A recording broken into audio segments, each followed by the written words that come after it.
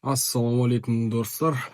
Видеоның соңына дейін қарап кетіңіздер. Мына бізде жақын уақытта осы бір апта алдын Сарыағашта бір бауырымыз біздің нені агробусты алып тамырдан беріп және де шашқан антистресс ретінде мына суықтың алдында шашып қойған.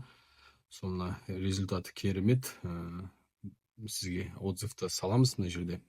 Және де мынау бауырларға кімде мына қандай микроэлементтер бар, қандай не құрамында не бар дегендерге, оның ішінде мына барлық фосфор, калий деген сияқты бұл өнімнің салмағы, дәміне әсер ететін темір, марганец, ол жапырағы сарғайып жатқан заттарға сол осы элементтер көмектеседі. Және де гумин мен фолиоқышқылдар бұл топыраққа түскен әрбір микроэлементке, өсімдікке сіңуіне әдемі көмектеседі ғой былай айтқанда.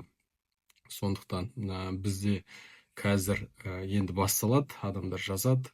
Сұрақтарыңыз болса қоя беріңіздер, мен отзывты страницама салып қоямын.